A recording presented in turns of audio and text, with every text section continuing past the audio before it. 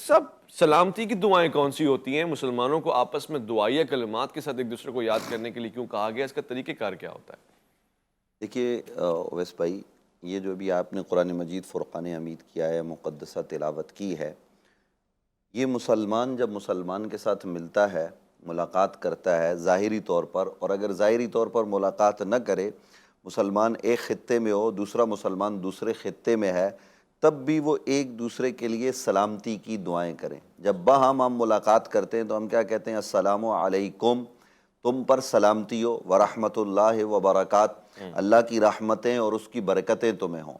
یہ بھی وہ سلامتی والے کلمات ہیں جو ہم ایک دوسرے کو کہنے کا اللہ نے ہمیں حکم دیا ہے، اللہ کے پیارے حبیب صلی اللہ علیہ وآلہ وسلم کا طریق ہے، اور یہ ہمیں کہتے رہنا چاہیے۔ نبی رحمت صلی اللہ علیہ وآلہ وسلم کا طریق یہ تھا کہ جب آپ ملاقات کرتے لوگوں سے تو آپ پہلے لوگوں پر سلامتی بھیجتے، از خود یہ عمل نبی علیہ السلام فرماتے۔ سبحان اللہ۔ یعنی یہ نہیں ہے کہ حضور کو آ کے لوگ سلام کرتے، حضور کو تو آج بھی لوگ سلام کر رہے ہیں، صبح قیامت تک کرتے رہیں گے۔ آپ کے در دولت پہ حاضر ہو کر صحابہ کرتے رہے، آپ کے روضہ اقدس پر حاضر ہو کر اولیاء اور صلحاء آج تک کر رہے ہیں، اور صبح قیامت تک یہ سلسلہ جاری اور ساری رہے گا۔ لیکن نبی علیہ السلام صحابہ کرام کو سب سے پہلے سلامتی کے کلمات کے ساتھ یاد فرماتے، اور یہ جب ہمارے آپس کے یہ معاملات ہیں کہ ہم ایک دوسرے کے یہ اللہ کی بارگاہ سے رحمت مانگیں، برکت مانگیں، سلامتی مانگیں، خیر مانگیں، بھلائی مانگیں، ہمیں مانگتے رہنا چاہیے اللہ کی بارگاہ سے۔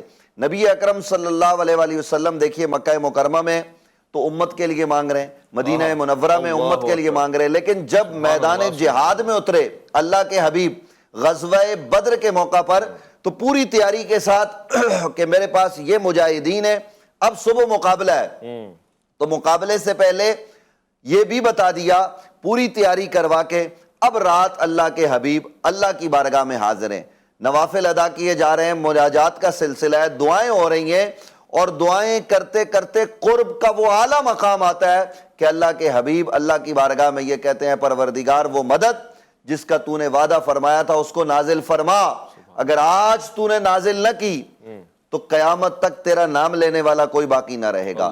یہ 313 یہ لے آیا ہوں، یعنی جتنی بھی تعداد ہے یہ تیری بارگاہ میں پیش کر دی ہیں، اور اللہ رب العالمین نے کیا شرف قبولیت عطا فرمایا کہ وہ 313 ہزار پر غالب آئے۔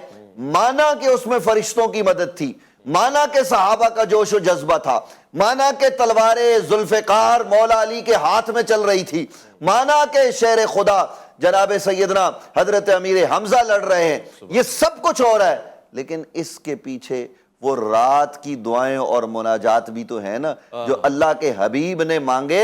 ان دعاؤں وہ جو مانگی رات کو گئی تھی، اثر صبح نظر آ رہا ہے، کہیں علی کی تلوار چل رہی ہے، کہیں جناب حضرت امیر حمزہ لڑ رہے ہیں، کہیں دیگر صحابہ لڑ رہے ہیں، اور کافر کے گلے کٹ رہے ہیں۔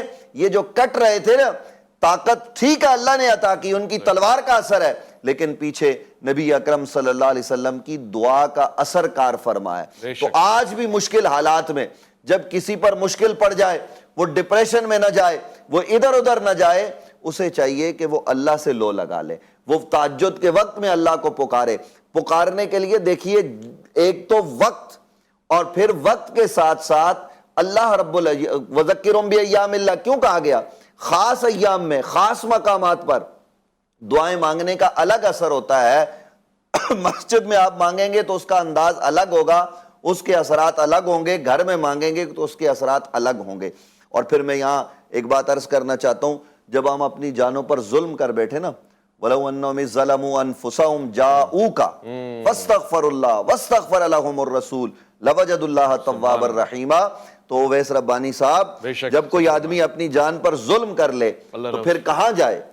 جب کہیں پر بھی کوئی سنوائی نہ ہو رہی ہو، جب سارے معاملات آپ پر بند ہو جائیں، جب لگے یہ کہ دروازے بند ہیں، اب کوئی نہیں بچا سکتا، تو اللہ کی طرف لو لگائیں۔ جناب حضرت یوسف علیہ السلام کا واقعہ آپ کے سامنے ہے کہ دروازوں کے اندر بند کر دیا گیا، لیکن انہوں نے اللہ سے لو لگائی، تالے کھل گئے۔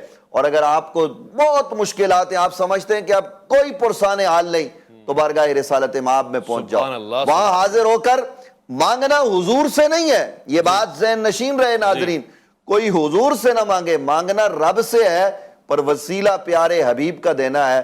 جب ان کے وسیلے سے مانگیں گے تو پروردگار آپ کو ایسے عطا کرے گا کہ آپ کے وہم و گمان بھی نہیں ہوگا کہ ایسے بھی ملتا ہے. سبحان اللہ. پھر رحمتیں اس کی آگے بڑھ کر اپنے گلے آپ کو لگا لیں گی. کچھ کر کے تو دیکھیے.